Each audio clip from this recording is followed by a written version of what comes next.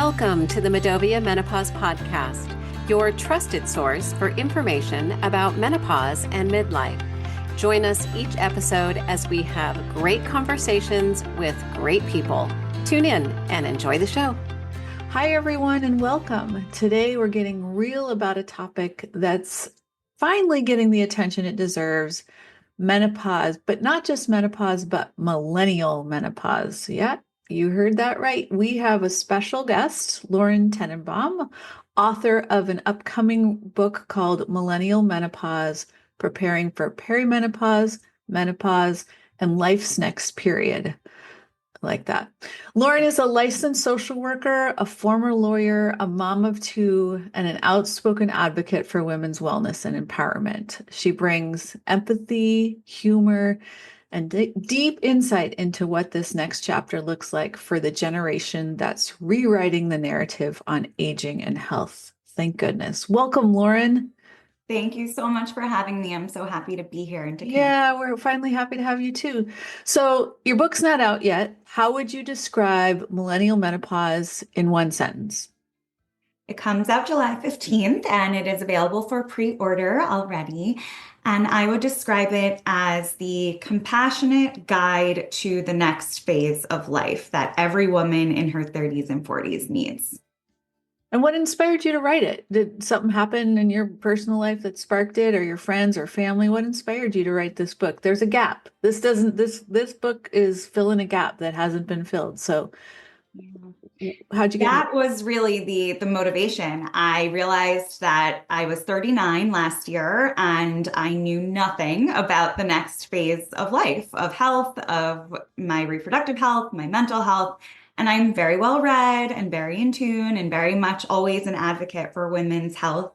And I didn't know anything about menopause. And I went to an event. I met Anne Fullenwider, who co-founded Alloy. The way she spoke about the gaps in care and the way that the other women in the room were so passionate about educating others, I said, well, okay, at least it's not just me who doesn't know, but I think it is up to me to spread the word. And so I started writing and researching, and it led to the book. I know Anne's pretty inspirational. She is. We're excited about this book, though.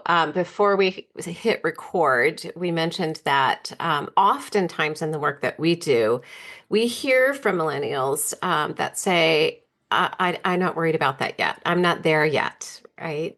Because they haven't reached perimenopause or menopause.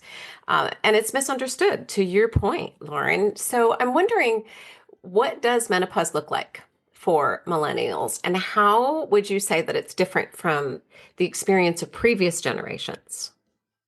Well, I think primarily we are talking about it more. And much like fertility issues, maternal mental health in general, I will say that I think my generation of millennials are used to talking about previously private things.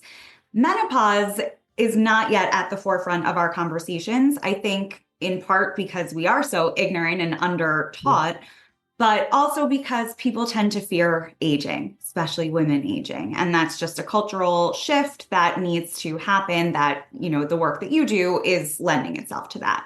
So thank you for earlier calling me an outspoken advocate. I am proud to wear that hat and be loud. I think that we have to be loud together. I know that not everyone has the privilege of being loud, and I view my privilege as an opportunity to use my voice to speak up. Yeah. Millennials, yeah. Go ahead. Kim, go. Oh, okay. You write that this generation still thinks this is a little bit of taboo. What did you find in your research for the book? I found a very wide range of reactions. I interviewed over 4 dozen experts in this space. Many of them are millennials themselves. And I also surveyed over 120 lay women. And the reactions ranged from, ew, I don't want to talk about it, gross, I'm afraid, but also very basic questions. Please tell us what we need to know. Where do I go? How do I find more information? Why aren't we talking about it? And I think those knee-jerk reactions with that negative implication is again due to the cultural impact that we have, the culture in which we live, that aging is something to be feared or is, quote unquote, gross. Aging is not gross. It's a privilege. I understand it comes with, some negative consequences like to our health, but that's all the more reason why we have to get prepared and really feel that we're in a position of power and optimize our health. Yeah. Yeah. I think to your point, Lauren, menopause just has this intersectionality of so many things, right? Gender, ageism, that people don't want to talk about it. I was just reading last night in a book that the anti-aging industry for cosmetics, makeup, wellness, so supplements are folded in that as well, is over a $500 billion industry. So we still want to look young, stay young, fit into that box, which may have, I think it plays a big piece in why we don't have these conversations, right? And particularly Kim and I are focused on the workplace. So I think that, obviously funnels into the workplace as well. We don't want to be seen as old and not capable. But there are a lot of misconceptions out there as well about perimenopause, menopause. I mean, the laundry list that we have is very, very long, but I'd love to hear from you and maybe some of the things that you challenged or wanted to challenge in your book. Sure. So there are quite a few, and go get the book and you can read all of them. I would say the first misconception or first lesson that I learned is that perimenopause symptoms can start in one's 30s. So when we say things like, ew, that's gross, I don't want to think about it, I'm so far away from it, I'm not trying to scare people and create the sense of urgency that you must, but I do want to raise awareness that actually you might already be in it, right? And I do believe that knowledge is power, not to mention the many women, many of whom you might know, who go through earlier premature menopause, and they're feeling probably especially lonely and that they don't know who to talk to or where to turn for further information. So it's important to normalize this experience and to normalize that it can start in one's 30s. I also think it's really important to teach people that support is available, and that can be in the form of hormone therapy, which still today in 2025 has a lot of misconceptions around it. And many women I interviewed said, doesn't it cause breast cancer? I was taught the only thing I ever heard about menopause was to stay away from hormone treatment. Doctors I spoke with were taught to avoid it, etc. So that is obviously a major, major myth that has been debunked, but we still need to use our voices to spread that message. So I'm really proud to be able to do that through this book. Yeah. Isn't it amazing that a study that is over 20 years old is still affecting us and our society and the way that we look at hormone therapy? And I find it interesting too. Sometimes I'll challenge it and say, where did you hear that? And people don't even know where they heard it, right? So it doesn't even link directly back to that study. Oh yeah, they don't even know what the study is. That's Right. just the I word just on the heard. street. Yeah, exactly. Word on the street. Yeah, yeah. And I also find it interesting, and I'm so glad that you brought this up about early menopause. I'm one of those.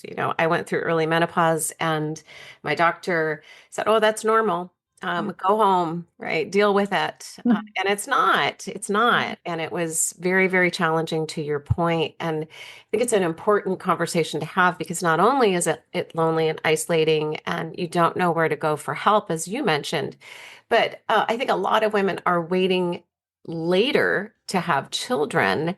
And if you know this going into that family planning, that you could start menopause early and look at the genetics and your family history, it's important to note that, right? Going into that family planning stage of your life, don't wait too long. Perhaps don't wait too long, right? But don't do it too early. And don't do it too early either. For our We daughters who are don't listening. have them yet. Yeah. I Hold think on. whatever you choose, know that it's not in your head if you are feeling unlike yourself. And whether it's due to postpartum issues or to perimenopause or to both simultaneously, you deserve and can access help. And my mission. My day job is as a therapist, and I've been primarily focusing on women in their 20s and 30s who are emerging adults and or family planning and or new mothers. And I see a lot of perinatal mood and anxiety disorders. And as I've shifted my focus a bit into the perimenopause space, the amount of times I've seen, actually, you are postpartum, but you're also in perimenopause. Yeah. And I've heard that from providers as well. And so it's definitely something we need to shine a light on. Quick pause here because this matters. Medovia is proud to be the first and only organization in the U.S. offering a menopause-friendly membership and accreditation for workplaces. We're not a trend. We are not check-the-box benefit. We're a movement for lasting change. We're helping organizations of all sizes shift culture, support their people, and retain experienced talent. Whether you're looking just to get started or ready to lead the way, we've built a roadmap rooted in best practices from hundreds of employers across the globe. If you want to learn more, head to menopausefriendlyus.com and find out how to become a workplace that doesn't just talk the talk, but walks it. Because menopause is a workplace issue, and the best organizations know it. Yeah. I think it's really interesting because you bring a different lens on this, both from a clinical experience and a legal background. How does your work as a social worker and lawyer shape your book and your perspective on this? Sure. So as you mentioned, I am a lot of things, but certainly not a healthcare provider. I'm not a doctor. I'm not a nurse practitioner. So I don't have that science background. But what I do have is the mental health background, the advocacy background, and the storytelling background. And that's why I wanted to write this book with all of those perspectives.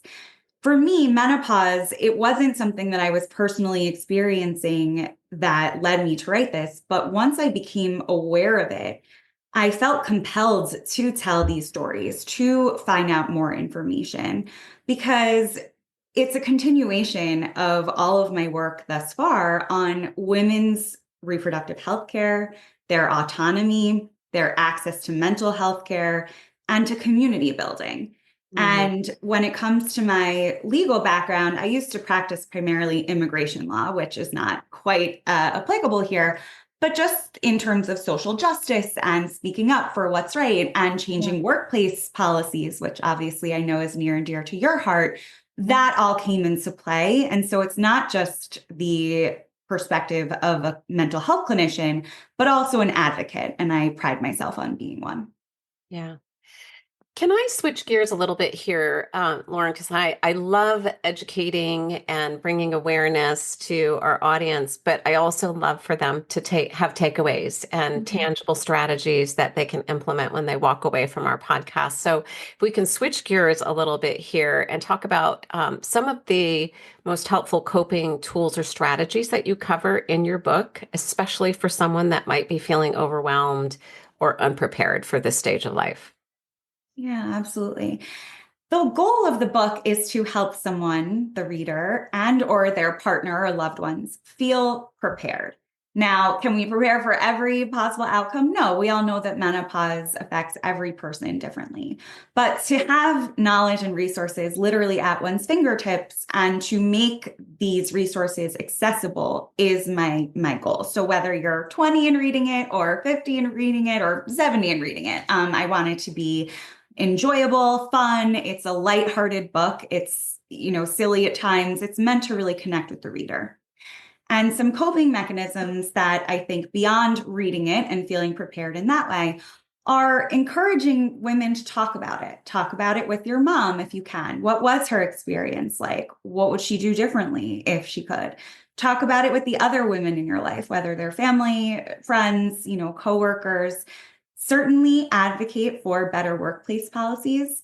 If it's not affecting you yet, or you went through menopause years ago, I almost think all the more reason for you to get involved in the workplace movement now, because it might feel less urgent for you, less overwhelming. And I do think it's up to us as a collective movement to help each other and to advocate for better workplaces for all women, for all people who need additional support.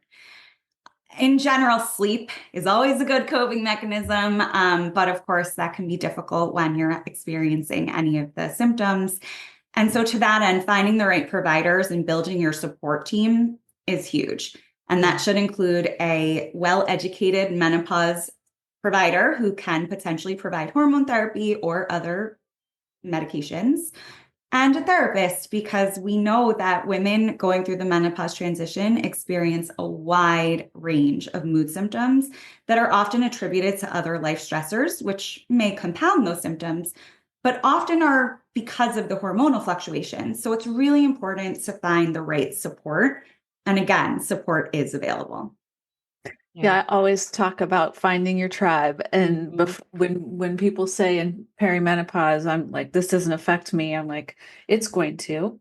So get your team together, find your doctor or find a new doctor if your doctor's not working for you. Find your therapist, find your physical therapist, like get your team together. Before, right? Before, yeah. Yeah, so that you're prepared. And Kim, you talk about community, building that community, and just being around other people and talking about menopause. It's been shown to decrease symptoms. So it's important for us in so many ways. I mean, you unpacked a lot there in your answer, Lauren. Sleep, community, right? Support, find your healthcare specialist that can help you.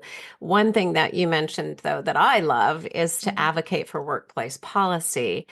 I know what my answer would be for this, but I'm just curious from someone that maybe isn't marinating in this every single day. How would someone do that? You know, we say advocate for workplace policy. What's one thing that someone could do in the workplace to do that? I'm putting you on the spot You here. guys and get a Matopia training in the workplace. It's hugely important, and the research shows that employees are eager for education. And quite frankly, education is a fairly easy thing for companies to provide as long as they invest in it. But, this is not out of reach for most employers. So please, please, please, at the very least, to all companies out there, set up an educational webinar, meeting, whatever it is, and start the conversation.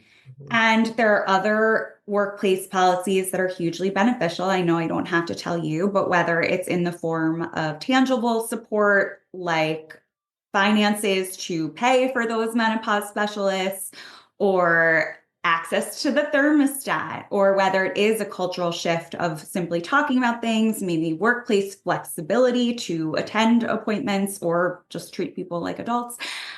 There's a wide range of things that employers can and should be doing. Thank you. Yeah. April always just ask for it. Yeah. I mean, You have to ask, but speak up, right? Yeah, that's the number one reason why companies don't provide That's right. benefits. Yeah. They don't feel like there is a need because no one's talking about it. And I always say ask, because guess what that does? It ignites that investigation on the organization's part. They have to look and see. If you say, do we have a menopause policy? Do we have support for menopause? Do we have accommodations?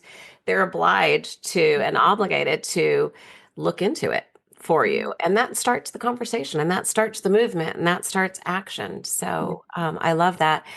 How might individuals advocate for themselves in the healthcare system, though? So we've talked about workplace, and advocacy being incredibly important with your healthcare provider, and finding that specialist that knows what they're talking about and can help you. How do you do that? What does it look like for women in midlife?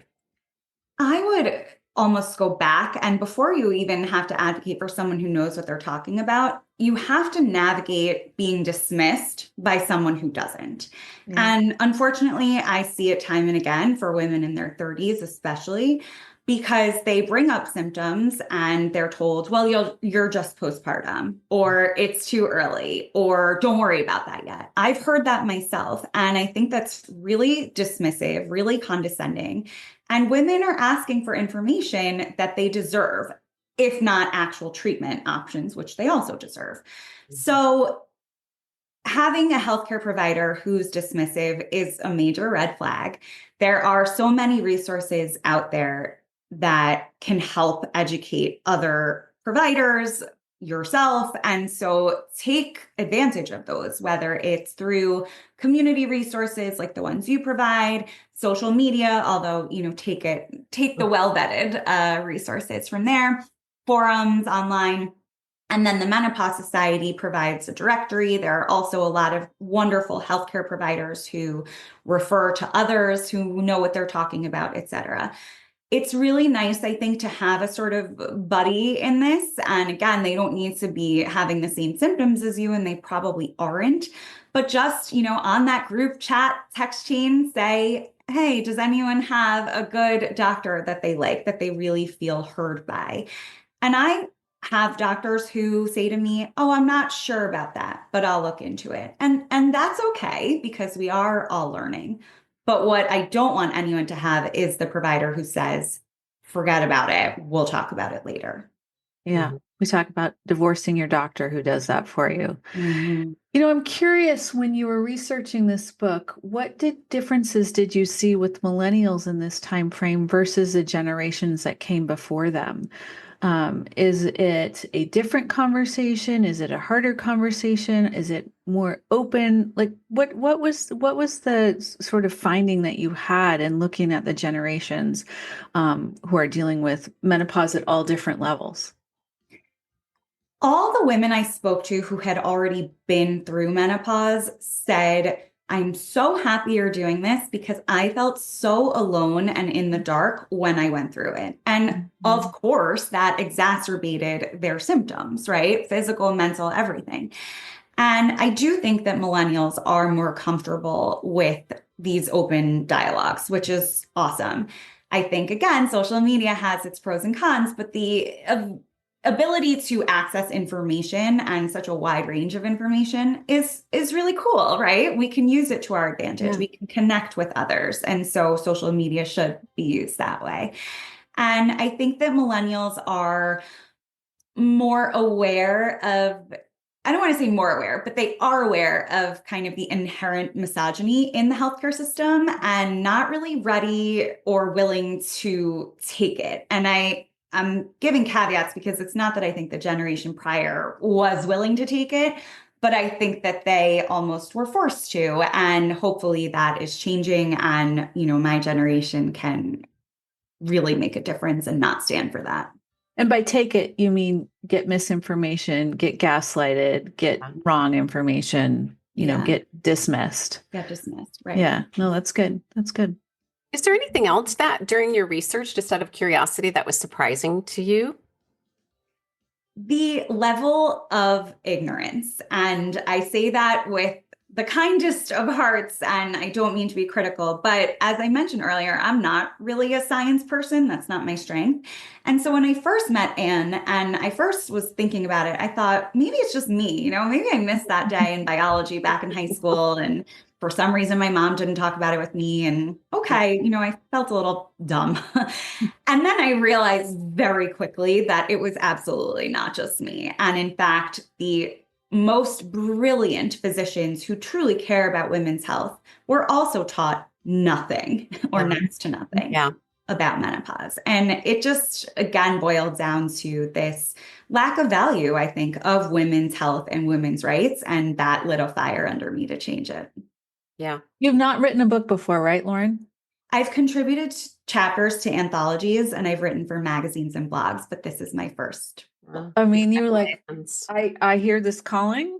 I can't avoid it. I have to go after it and take care of it and solve it. And I admire that very much. So good work on, oh yeah, somebody should do this. So you're like, oh, I guess that somebody's me. I'll do it. Yeah, stepping up. So I love that. And it is available for pre-order.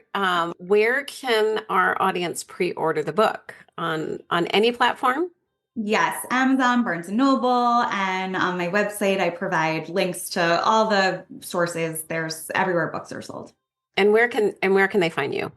thecounselor.com. So counselor, but LAUR for Lauren, because both therapists and lawyers provide counsel. So I love that. Well, what else exciting is coming up for you? Well, I am continuing to speak and write about issues that are meaningful to me, about women's reproductive health, about working parenthood, gender equity, maternal mental health, and I have some fun family stuff going on. But yes, I will be doing a lot of book events in the New York and California areas in July. And we'll see where else it takes me. But it's really been a pleasure to connect with like-minded women who are passionate about this topic. You know, Seattle's just up the coast from California. So, come Come on on over. out. Yeah. We'd love to have you. Well, we ask our podcast guests the same question. What's the best piece of advice you've ever received or given? So this is echoing April's earlier sentiment, which is advice from my mother, who always taught me that if you don't ask, you won't get. And ask with a smile. Oh, And I really feel that that made me who I am today because I'm not afraid to ask. I'm not afraid to confront, which gets a bad, reputation or connotations. But if you ask kindly and if you ask for the right reasons, you're going to make change. And I think that I really take that to heart. I love that. I Yeah. love that you learned that from your mom. Oh, thanks for joining us today. Thank This is a you. great conversation and an important conversation. I think, as we noted at the very beginning of this podcast, we hear a lot from millennials that I don't need to worry about this yet. And we just talked about the importance of building your tribe and having information and educating yourself, advocating for yourself both in and outside of the workplace. So thank you for shedding light on this topic, for writing the book, and for taking the time to be with us today. Lauren, we really appreciate it. Thank you so much. And I hope I see you in person soon. Absolutely. And for all of our listeners, until we meet again, go find joy in the journey. Bye, Lauren. Thank you. Bye. Thank you. Thank you for listening to the Medovia Menopause Podcast. If you enjoyed today's show, please give it a thumbs up, subscribe for future episodes, leave a review, and share this episode with a friend. Medovia is out to change the narrative. Learn more at medovia.com. That's MIDOVIA.com.